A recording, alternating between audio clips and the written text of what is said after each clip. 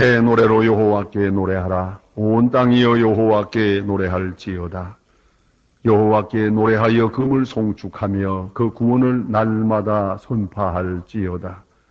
그 영광을 열방 중에 그 긴 행적을 만민 중에 선포할지어다. 존귀와 위엄이 그 앞에 있으며 능력과 아름다움이 그 성소에 있도다. 만방의 족속들아 영광과 권능을 여호와께 일지어다. 하나님은 영이시니 예배하는 자가 신령과 진리로 예배할지니라. 아멘.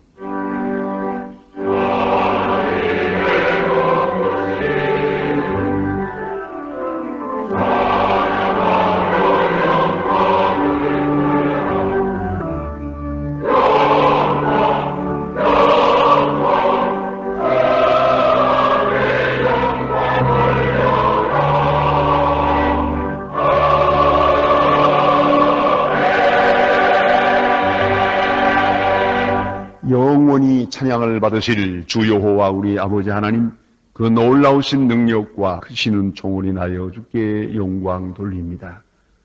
죄와 사망에서 우리를 건지신 주 예수 그리스도의 구속의 은혜를 길이길이 찬양하옵고, 오늘도 우리와 함께 하시며 날마다 새롭게 하시는 성령의 교통하심을 인하여 찬송을 부릅니다.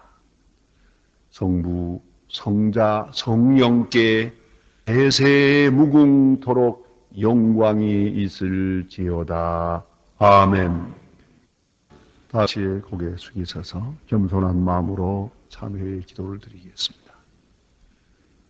긍휼이 풍성하신 아버지 하나님, 방황하던 저희들을 주의 길로 인도하시고 많은 시험에 시달리며 이미 실망하며 때로는 절망하며 넘어졌던 저희들을 다시 일으켜 소망의 길로 인도해 주신 그 은혜를 감사드립니다. 주는 한량없는 사랑으로 우리에게 함께 하시며 끝없는 긍휼과 은총 속에서 저희 주의 전으로 인도하셨습니다. 이제 부끄러운 마음으로 참회의 기도를 드리오니 우리의 허심탄회한 우리의 참회가 하나님 앞에 상달되기를 기도합니다.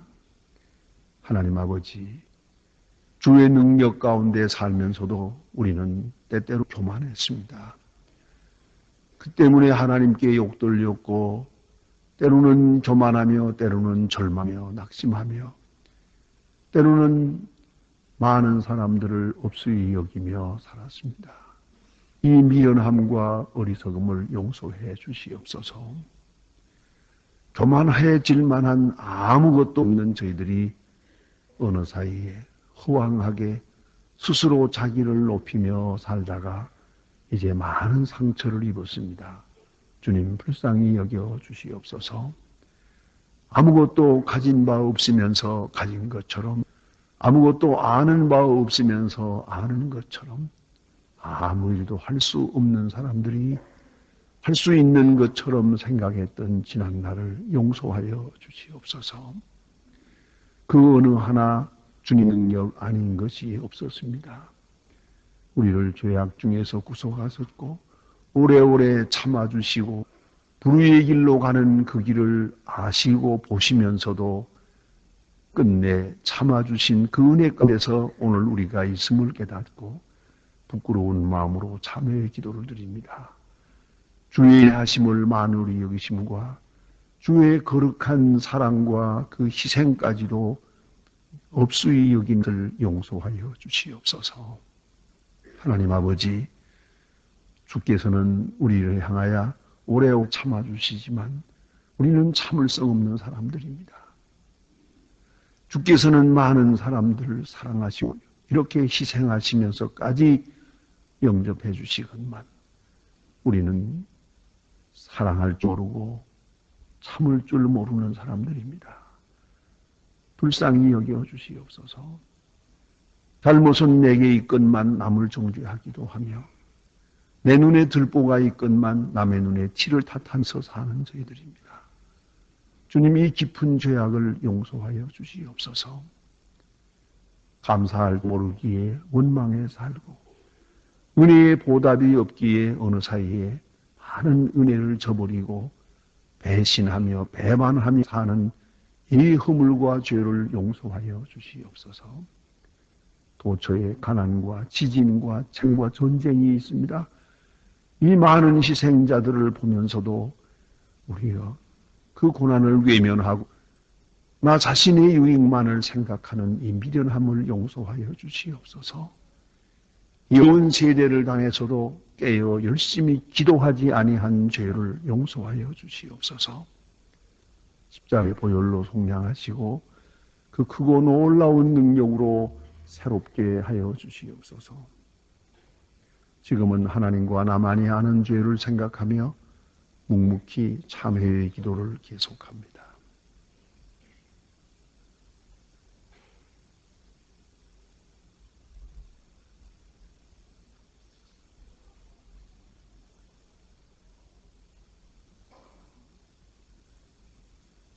우리가 아직 인되었을 때에 그리스도께서 우리를 위하여 죽으심으로 하나님께서 우리에게 대한 자기의 사랑을 확증하셨느니라. 그러므로 주 예수 그리스도 안에 있는 자에게 결코 정죄함이 없느니라. 아멘. 오늘 종료주일에 우리에게 주시는 하나님의 말씀은 신약성경 마태복음 21장 1절로 11절 말씀 되겠습니다. 신약성경 34면입니다. 마태복음 21장 1절서부터 봉독합니다. 이 계시의 말씀을 봉독할 때에 살아계신 하나님의 음성을 다 함께 들으실 수 있기를 바랍니다.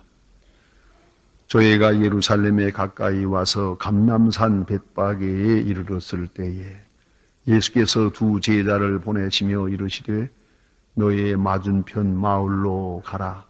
곧 매인 나귀와 나귀의 새끼가 함께 있는 것을 보리니 풀어 내게로 끌고 오너라. 만일 누가 무슨 말을 하거든 주가 쓰시겠다 하라. 그리하면 즉시 보내리라 하시니 선지자로 하신 말씀을 이루려 하심이라. 일러스되 시온 딸에게 이르기를 왕이 내게 임하나니 그는 겸손하여 나귀 곧 멍에 매는 짐승의 새끼를 탔도다 하라 하여니라. 제자들이 가서 예수의 명하신 대로 하여 나귀와 나귀 새끼를 끌고 와서 자기들의 겉옷을 그 위에 얹음에 예수께서 그 위에 타시니 무리의 대부분은 그 겉옷을 길에 펴며 다른 이는 나무 가지를 베어 길에 펴고 앞에서 가고 뒤에서 따르는 무리가 소리질러 가로되 호산나 다윗의 자손이여 찬송하리로다. 주의 이름으로 오시는 이여 가장 높은 데서 호산나 하더라. 예수께서 예루살렘에 들어가시니 온 성이 소동하여 가라되 이는 누구뇨 하거늘 무리가 가라되 갈릴리 나사렛에서 나온 선지자 예수라 하니라. 아멘.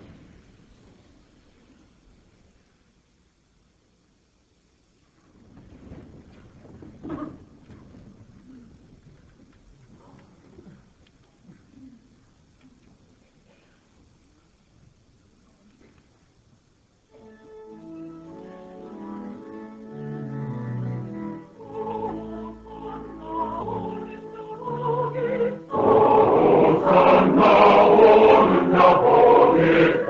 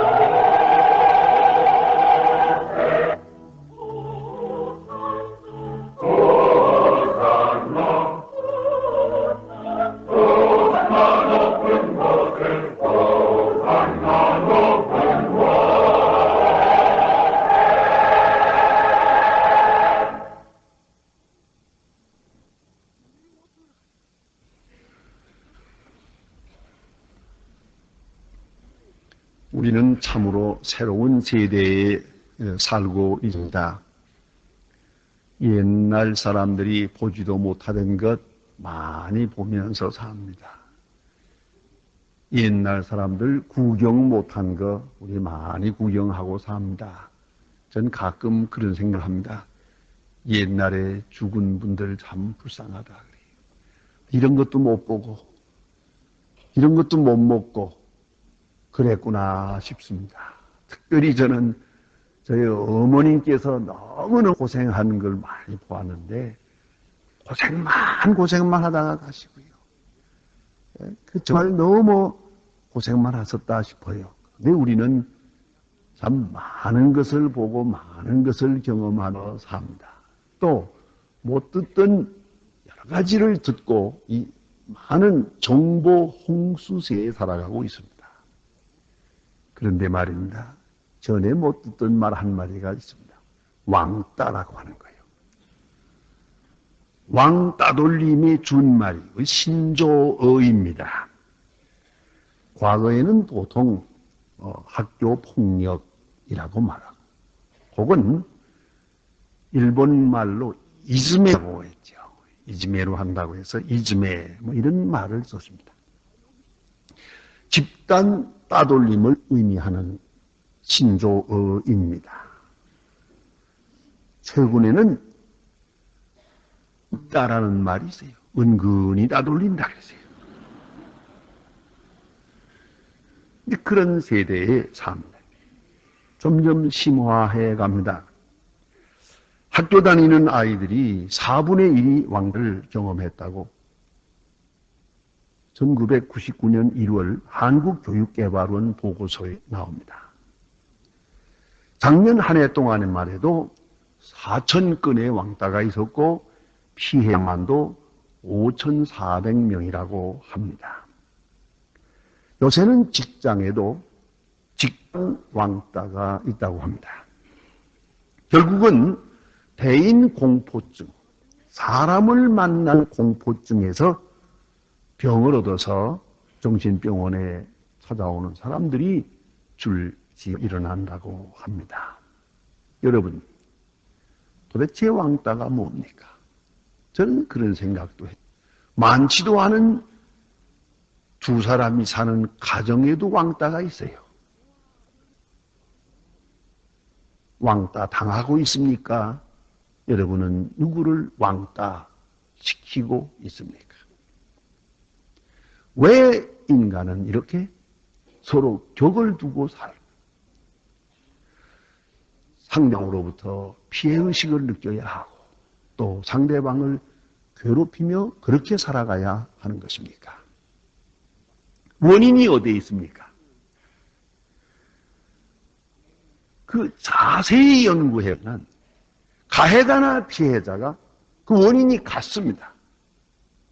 꼭 같이 과잉보호와 흔히 말하는 공주병, 왕자병 여기서 오는 겁니다. 그런 결손 가정이 절대적으로 왕따가 많습니다.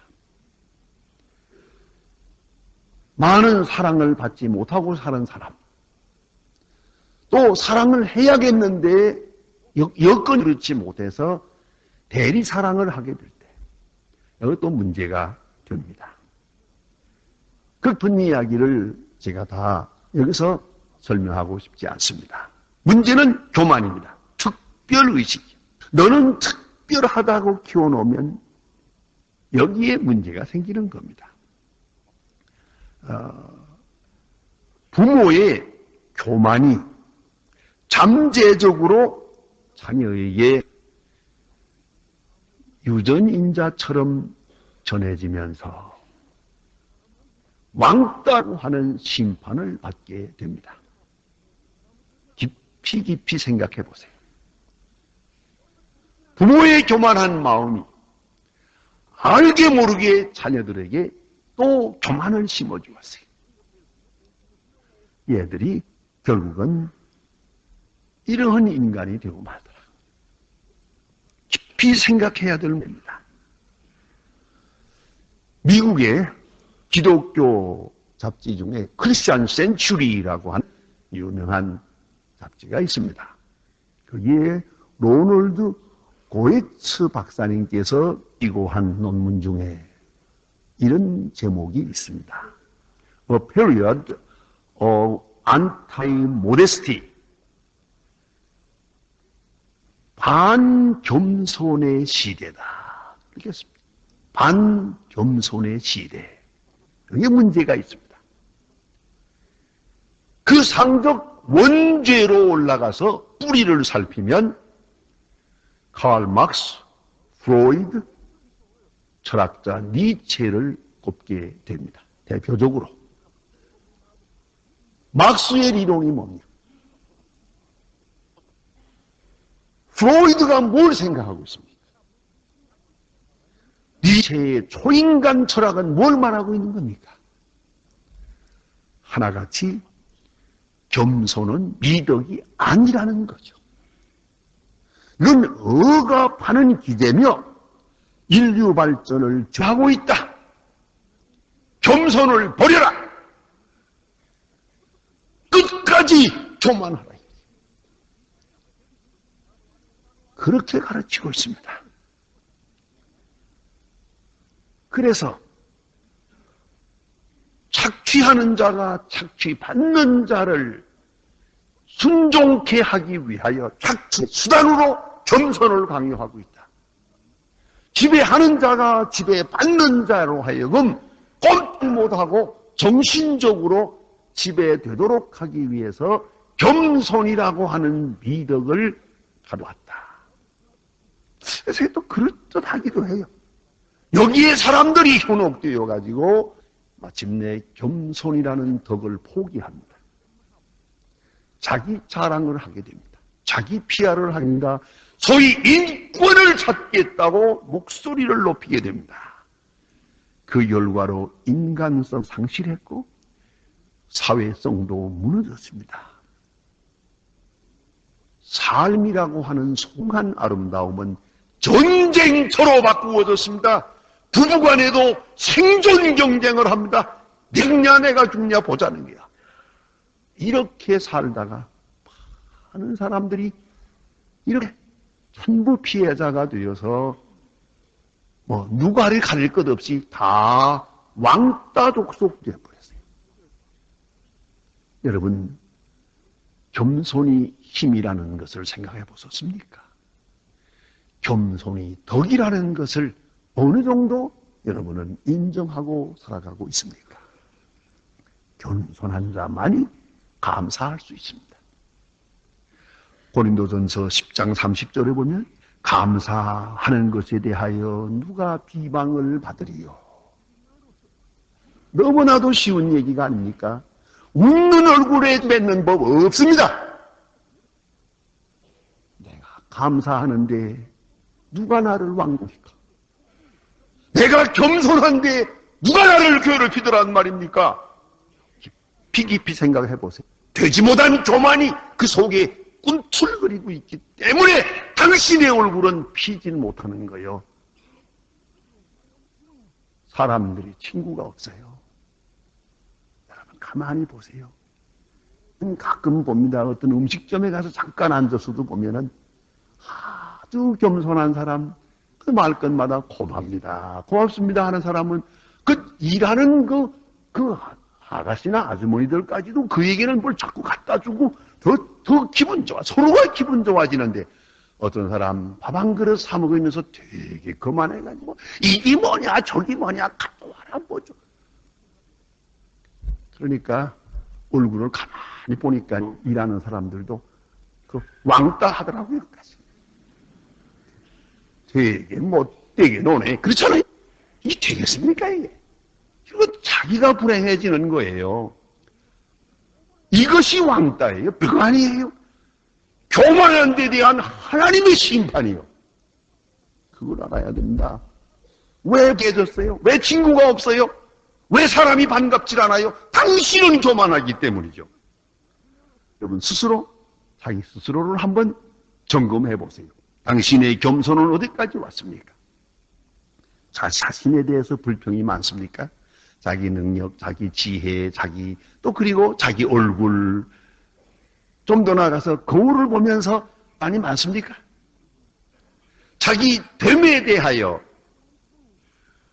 불만이, 원망이 있는 사람, 교만한 사람입니다.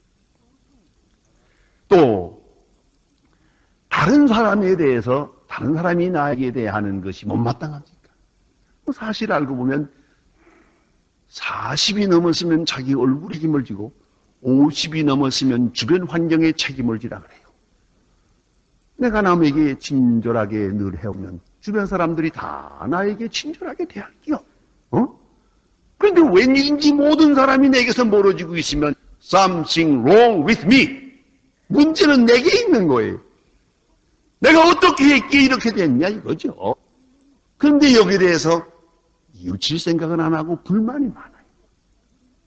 왜 이렇게 우리 집안에서 안 알아주냐? 친구는 왜 나를 버리느냐?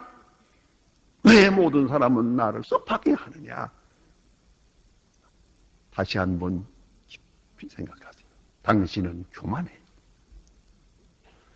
또한 하나님께 대해서도 하나님께서 내게 주신 은사, 내게 준 경륜, 내게 주신 이 환경, 내 처지, 내 지위, 하나님이 내 하시는 일에 대하여 원망이 많습니까? 아니면 감사한 마음뿐입니까? 나는 부족한데 분에 넘치도록 하나님은 내게 은혜 주었다. 하나님은 좋으신 하나님이다. 이게 느껴집니다. 아니면 하나님 참 한평생 나를 괴롭히는만 그런 생각입니까? 그래서 당신의 겸손 지수를 점검하게 됩니다. 겸손한 사람에게 감사함을 합니다. 겸손한 사람에게 은혜가 있는 것이요. 그는 항상 자기만이 아는 신비로운 넉넉한 능력을 즐길 수 있는 것이옵니다. 오늘 본문은 여러분 아시는 대로 예수님께서 지금 눈앞에 십자가가 있습니다. 십자가를 아시면서 그 시간까지도 알고 계십니다. 그러면서 예루살렘을 향하여 올라가십니다. 올라갈 때에 나귀를 타고 올라갑니다. 이것은 전에 있던 일이 아니고요. 또 이 행사는 전례적으로 유대 사람들 가운데 왕의 대관식이옵니다. 왕이 왕으로 취임할 때 그때 행하는 행사 중 하나입니다. 이러한 역사적인 일을 어떻게 이렇게 공개적으로 할 수 있는 겁니까? 여기서 우리는 깊이 생각합니다. 먼저 승리하시고 승리를 향하여 밀고 올라간 겁니다. 뭐 천신만고 끝에 저 끝에 가서 승리한 게 아니고요. 처음부터 승리하시고 승리를 밀고 나가서 승리하신 것이다. 이걸 생각해야 됩니다. 그래서 예수 그리스도의 십자가를 볼 때 이 종료주일에 있었던 나귀를 타고 올라가시는 행사, 이것을 통해서 설명해야만 십자가의 의미가 설명이 되는 겁니다. 가령 생각해 보세요. 예수님께서 아무것도 모르고 멍청하게 예루살렘에 올라갔다가 체포됐다. 혹은 요리조리 도망해 다니다가 어디선가 붙들렸다. 이해가 다르죠. 예수님은 나귀를 타고 왕의 권세를 만천하에 시위하면서 예루살렘을 향하여 올라갔어요. 수많은 사람들이 앞뒤에서 따라서 만세를 불러요. 굉장한 행사가 아닙니까? 그리고 성전을 깨끗이 한 역사를 이루고 십자가를 지십니다. 그런 거로 십자가는 자발적이고 원적이고 선택적인 것이었어요. 여기에 중요한 의미가 있습니다. 그러면 이 종한 행사, 비록 이 행사는 그렇게 온 유대 사람들에게 알려질 만한 것은 아니었습니다. 그러나 기다리는 십자가를 향해서 당당하게 나귀를 타고 올라가시는 예수님의 모습을 보세요. 이 행사는 놀라운 계시적 의미가 있습니다. 이 속에 무한한 말씀이 있습니다. 요유 능력이 있습니다. 이것은 하나의 해악입니다. 생각해 보세요. 여러분, 사람이 힘이 모자라면 목소리가 커져요. 행동이 거칠어지고요. 희넉넉하고 자신감이 있으면 자연히 여유가 생깁니다. 그렇지 않습니까? 그래서 돈 잘 버는 남편들은 아내에게 여유가 있지 않습니까? 돈 못 벌고 저렇게 사는 사람들이 꼭 마누라를 치거든요. 이게 뭐냐면 힘이 모자라니까 목소리가 커요. 여러분 부부싸움을 합니까? 저는 여러분 부부싸움 하는 걸 못 봤지만 여기 앉아서 제가 판문해 드릴게요. 누구든 목소리 큰 사람이 진 겁니다. 넉넉한 사람, 여유 능력이 있는 사람은 온유할 수 있습니다. 함께 분해할 것도 없고 우려할 것도 없습니다. 게다가 자신만만하면은 웃을 수 있습니다. 징그레 웃으면서 대하게 됩니다. 그 사람이 이긴 거예요. 예수님께서 지금 저 앞에 제사장과 바리새인 교인들이 십자가를 준비해 놓고 시간을 기다리며 카운트다운 하는 시간입니다. 예수님이 그 악당의 소굴을 향해서 위를 타고 만세 소리를 들으면서 올라가는 모습을 보세요. 이 기가 막힌 유머가 여기에 있습니다. 이건요. 유만만입니다. 남이 이렇게 생각하든 이렇게 오해를 하든 상관하지 않습니다. 유만만합니다. 여기에 해악이 있습니다. 그 깊은 뜻을 이해해야 할 것이다. 이 본문 가운데는 권세는 겸손이다. 겸손하여 나귀 사기를 타고 올라간다. 이 초라한 행사 속에, 이 조용한 사건 속에 엄청난 능력이 숨어있는 생명력이 계시되어 있다는 말입니다. 여러분, 그 겸손이라는 것은 곧 능력이라고 하는 것을 생각해야 됩니다. 빌립보 2장 7절에 보면 주님께서 하나님과 동등됨을 취할 것으로 여기지 아니하시고 스스로 자기를 비어서 사람이 되고 종의 형체를 입었다고 말합니다. 여기 비었다는 말은 에케노센, 이건 empty, 없게 만들었다는 거예요. 아나 묻는 자로 할 수 있으나 할 수 없는 것처럼 능력이 있으나 아무 능력 없는 것처럼. 그것이 겸손입니다. 여러분, 말하고 싶다고 합니까? 안다고 다 아는 척 하겠습니까? 그건 겸손이 아니에요. 알도 모른 척 하는 게 아니에요. 몰라요. 할 수 있어요. 그러나 할 수 없어요. 그렇게 그것이 겸손이에요. 얼마든지 반항할 수 있어요. 그러나 전혀 반항할 마음이 없어요. 비웠어요. 자기 능력, 자기 존재를 완전히 비워버렸어요. 이것이 겸손이었습니다. 자, 보세요. 예수님 십자가에 돌아갈 때 그 앞에 있는 사람들이 십자가에서 내려오라, 그리하면 믿겠노라. 장님의 눈을 떼하며 죽은 자를 살리며 능력을 행하던 사람이요, 이제 마지막으로 십자가에서 내려오라, 그리하면 믿노라고 아우성을 칩니다. 죄송하지만 저 같으면 내려오겠어요. 털 뛰어내려서 봐라 이놈들아 그러잖아요. 그래서면 얼마나 통쾌할까? 그러고 싶을 거예요. 참았어요. 이걸 비우고 나니 어떻습니까? 능력도 없지요. 남은 살리고 자기는 죽고, 남은 고치고 저는 못 고치고, 무능하고 초라하고 형편없어지는 거예요 지금. 그것이 겸손이에요. 그러나 속에 굉장한 능력이 숨겨 있죠. 또 하나, 죽기까지 복종했다고 했습니다. 복종해야 될 뿐이 아닙니다. 그러나 복종했습니다. 거기에 또한 놀라운 역사가 있는 겁니다. 십자가에 돌아가시기 전 겟세마네 동산에서 예수님 하시지 않습니까? 내 뜻대로 마옵시고 아버지의 뜻대로 하옵소서. 주께 복종합니다. 내 뜻을 포기합니다. 내 의견, 내 생각, 내 판단 깨끗이 포기하고 하나님의 뜻에 순종합니다. 복종합니다. 이것이 힘이 모자라서 그런 겁니다. 바로 이것이 겸손입니다. 여러분은 당신의 의견을 버리고 다른 사람의 의견에 대하여 얼마나 복종해 보셨습니까? 아주 기쁜 마음으로, 깨끗한 마음으로 복종해 보셨습니까?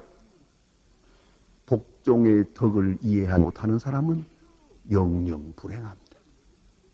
어찌 나 하고 싶은 대로만 살겠습니까?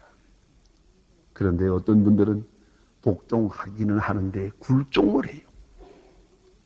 실제 타령하며 팔자 타령하며 이 왼수해가면서 한평생 살기 때문에 이건 겸손이 아니에요.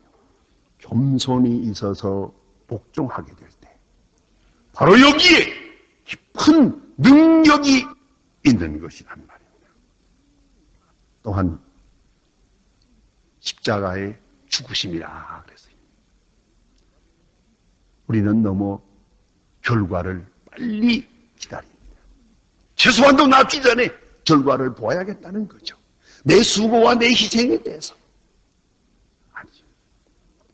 십자가의 죽으심이라 엄청난 의미가 있습니다. 여기에 대한 보상도 묻지 않습니다. 그 결과가 어떻게 될 것입니까? 나 죽은 다음에 제자들은 어떻게 되고 한평생 수고한 것은 어디로 돌아가는 겁니까? 알 바 아니요. 그것은 하나님께 맡기라. 토탈 커미트멘트. 전적으로 하나님께 맡기고 그대로 십자가에 돌아가십니다. 이거 겸손입니다. 우리는 겸손도 아닌 작은 겸손에 대해 너무 많은 대가를 요구합니다. 너무 조급한 보상을 원합니다. 때문에 겸손도 무위로 돌아가고 맙니다. 여러분, 십자가에 죽기까지 겸손하신 거기에 겸손이 있다는 것을 깊이 생각해야 합니다.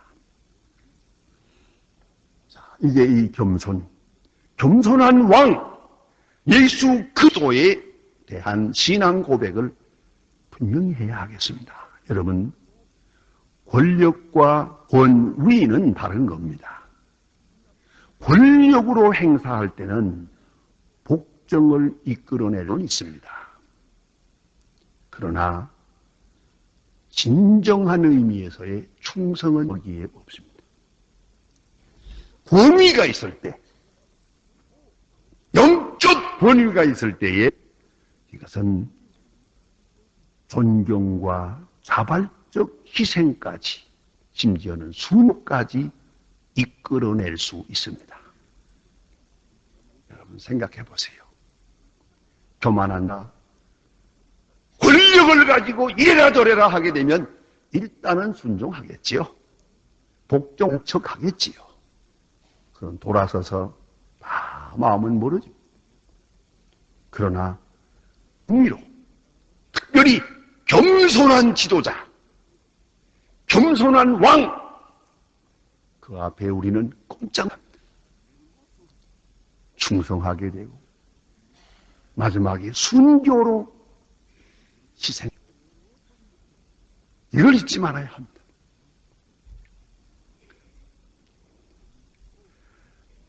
겸손할 때 우리는 많은 것을 배우게 됩니다. 겸손할 때 많은 사람을 얻게 된다. 겸손할 때 자기만이 누리는 높은 권위를 스스로 향유할 수가 있습니다. 자기를 얻고 자신감을 얻고 나아가는 많은 사람도 얻게 됩니다. 아브라함 링컨은 크게 외모로 두 가지 특징이 있었는데, 하나는 키가 커서 좌우간 의자를 따로 맞춰야 했다니, 다리가 길어서. 그렇게 워싱턴에 가도 볼 수 있어요. 그 특별한 의자에 앉아 있는데 더 키가 그렇게 컸던 것을 느낄 수가 있습니다. 두 번째가 얼굴이 하도 못생깁니다. 너무너무 못생겨서 이게 문제였다는 것이지요. 그래서 어떤 초등학생이 시험을 길러보십시오. 그래서 그 다음부터 그 위장하느라고 못생긴 얼굴을 위장하기 위해서 턱수염을 길러가지고 그만큼도 보기 좋게 만들었다는 게입니다. 그런데 어느 날 야당 국회의원이 아브라함 링컨을 정면에다 대고 비난을 합니다. 비방을 하는데, 저 사람은 이중인격자요, 두 얼굴을 가진 남자입니다. 그리고 가진 욕설을 했답니다. 아브라함 링컨 빙그레 웃으면서 하는 말이, 내가 얼굴이 있다면 하필이면 내가 왜 이 못생긴 얼굴을 가지고 여기 나왔겠습니까? 이렇게 여유만만하게 대답했다는 게 아닙니까? 그 유명한 얘기가 있습니다. 남북전쟁을 일으켜 놨을 때 자꾸 전세가 어려워지니까 그런 얘기 했다죠. 주변의 사람들이 이런 때 하나님이 우리 편에 서 계시다면 얼마나 좋을까요? 아브라함 링컨 대답하기를, 무슨 생각을 그렇게 하나? 나는 하나님이 내 편에 있다는 것은 의심하지 않네. 그러나 내가 하나님 편에 서 있나, 그것을 걱정하고 있구만. 여러분, 이것이 겸손이다. 겸손한 자는 하나님 앞에 충성되고 사람을 두려워하지 않습니다. 오해를 두려워하지 않습니다. 비방을 두려워하지 않습니다. 겸손한 자에게 은혜 주시는 하나님의 약속을 믿고 있기 때문입니다. 여러분, 나귀를 타고 입성하시는 예수님의 그 모습을 명상해 보세요. 이것은 계시적 사건입니다. 이 속에 무궁무진한 말씀이 있습니다. 이것은 유명한 해학입니다. 이것은 그리스도적 유모입니다. 아니야, 뭐라고 하든 예수님은 충만합니다. 넉넉합니다. 여유 능력이 있습니다. 여유가 있고 초연이 있습니다. 초연함이. 나귀를 타고 어연하게 예수님 입서십니다. 이것을 보고 세속적 왕권의 행사라고 해서 예수를 십자가에 못 박은 사람도 있고, 어떤 사람은 아리송하게 달리에서 온 선지자입니다 라고 이렇게 하나의 퍼레이드 정도로 형해버리겠죠. 그러나 깊이 생각해야 합니다. 이 속에 하나님의 말씀이 있습니다. 승리의 길이 있습니다. 영원한 승리가 거기에 약속되어 있다. 기도하십니다.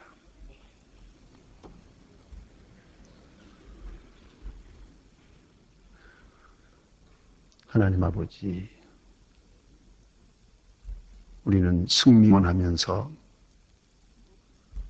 언제나 비겁하게 살고, 진리를 따라간다고 하고도 언제나 스스로 나약함에 빠져서 헤어나지 못하고 있음을 용서하옵소서.